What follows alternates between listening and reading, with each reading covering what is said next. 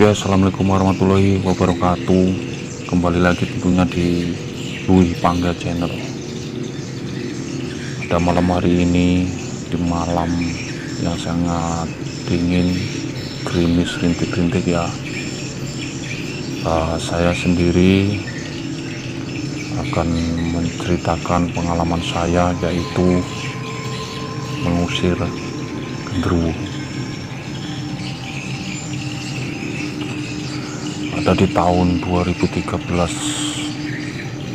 saya diundang oleh teman saya di sebuah tempat ya.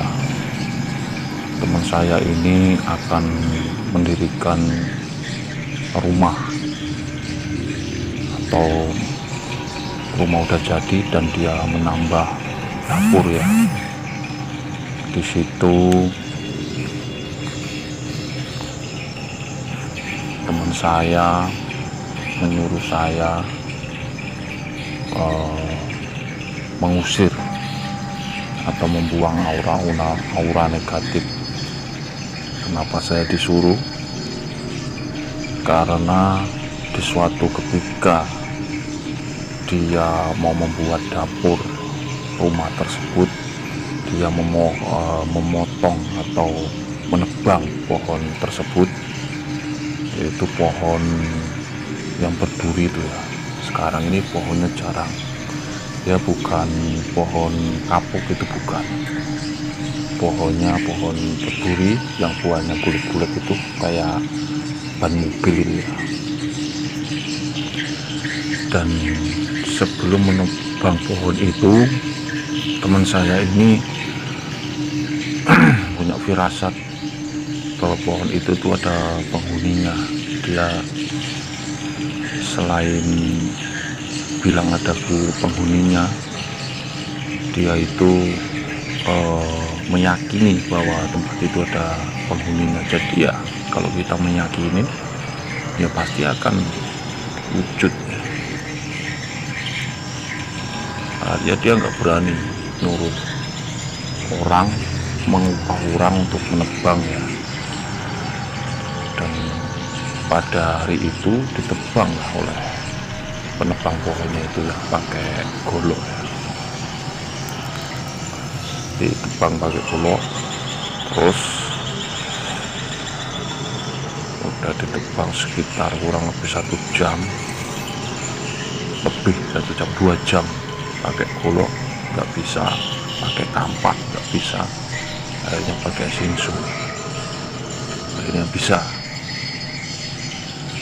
Dan itu nggak selesai begitu saja, nggak bisa begitu aja. Ada di malam harinya ya, itu yang menebang itu sakit, yang menebang pohon itu sakit, tiba-tiba sakit, pikir demam biasa lah. Dan ketika dia sakit gigil itu, dia berbicara atau ngigo ya, ngigo, dia ngikunya menyebut, jangan rusak rumah saya, jangan rusak rumah saya, jangan rusak rumah saya. Nah, kata yang menebang itu. Dan teman saya ini bingung, akhirnya undang saya. Teman saya ini setelah menebang pohon yang saya suruh, tiba-tiba dia sakit dan dia mengikut, jangan rusak rumah saya, jangan rusak rumah saya. Itu kena apa?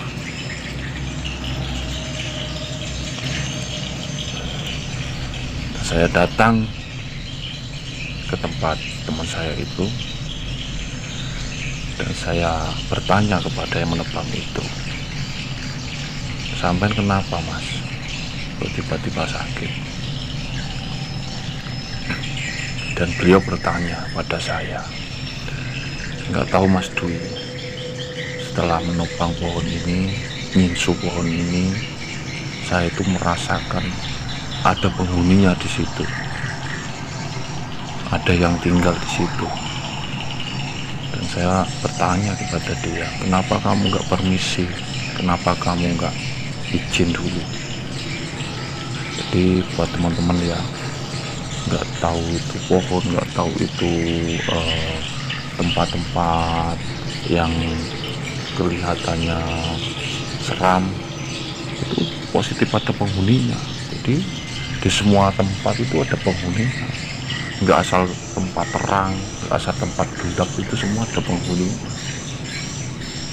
Jadi penghuninya yang nggak kelihatan atau kasat mata yaitu goib.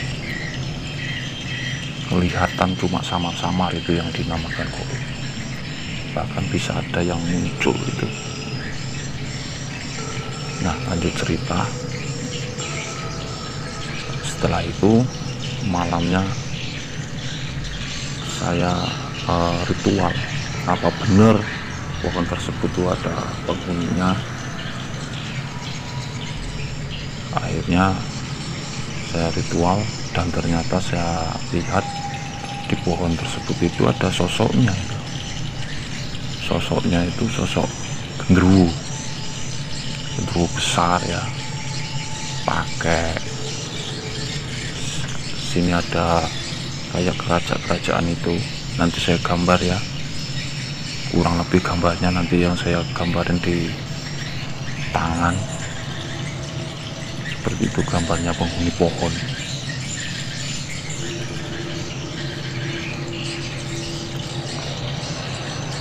Dan situ saya lihat dengan mata batin saya lihat di situ saya nggak sendirian, ditemenin banyak teman ya, banyak orang-orang yang nonton itu kan. Dan situ teman saya yang menebang pohon itu, dia juga bisa melihat, ternyata dia dilihatin oleh sosok tersebut, oleh sosok genderuwo itu. Dan sosok genderuwo itu menampakkan diri, dan yang melihat itu cuma 2 orang, saya dan teman saya itu.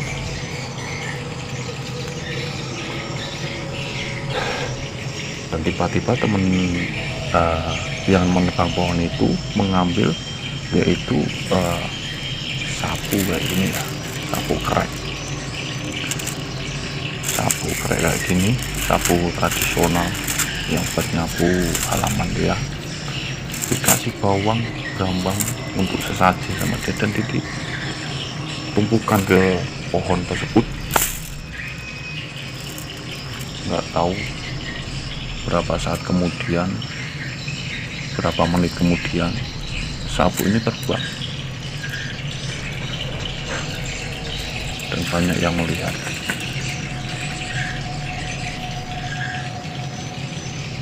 Di situ orang-orang itu pada kaget semua.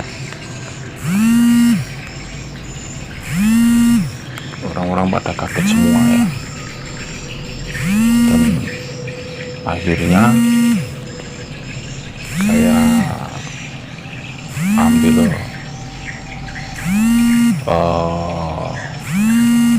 sesaji, yaitu beras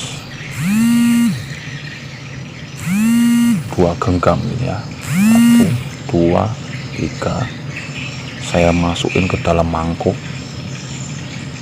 dan saya parut, yaitu kunir ya. Aku mau pergi tapi aku minta beras kuning. Dan anehnya lagi kawan-kawan ya, dia nggak mau pergi, dia tetap, dia sejenis berjoget kayak gini ya, berjoget gini sambil megang sapu ini. Jadi dia nggak melihat, dia nggak bisa melihat kasat mata, melihat sapu ini terbang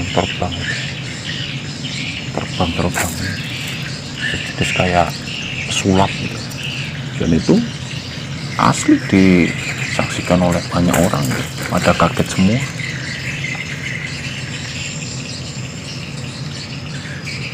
Saya parut, saya bacain yaitu Al-Fatihah ya, yang saya niatin untuk mengusir genderuwo tersebut. Dan saya lempar lagi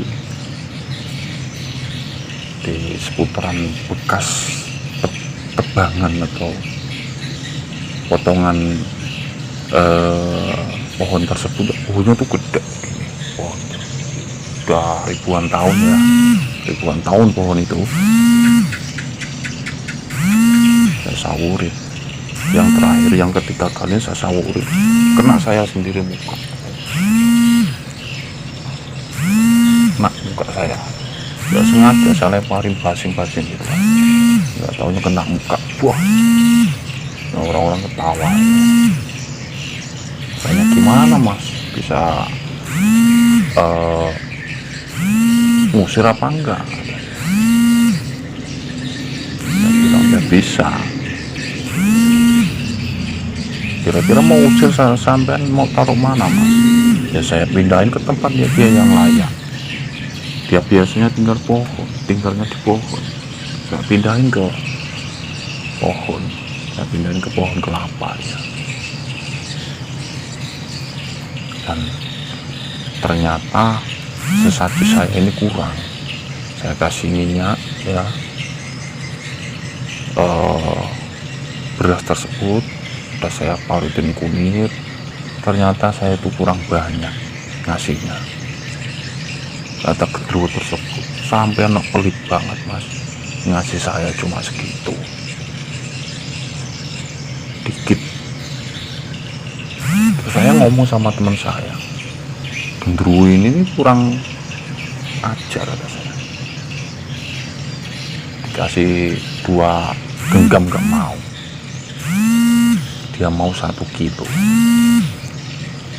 Kenapa nggak sekintal sekalian, kata saya kan, biasa jual ke pasar dapat duit kan, karuan untuk beli rokok. Nah setelah itu saya kasih sama teman saya, dikasih itu 1 kilo, lumayan kata saya kan. Kata saya, kata genderuwo itu mata lumayan kata dia. Dan teman saya itu ngomong lagi,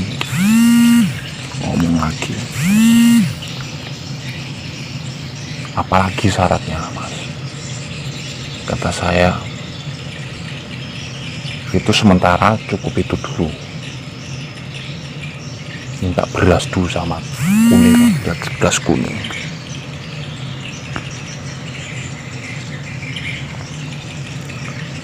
Saya meditasi lagi dan bertanya sama genderuwo itu, ternyata dia minta ayam hitam sama telur. Saya bertanya lagi sama teman saya, mas ini dia minta ayam hitam sama telur. Kata temanku, ayamnya yang hitam mas, ya harus hitam kata, kalau bisa yang jago, sama telurnya berapa, 7 kata saya, lumayan kan gitu saya.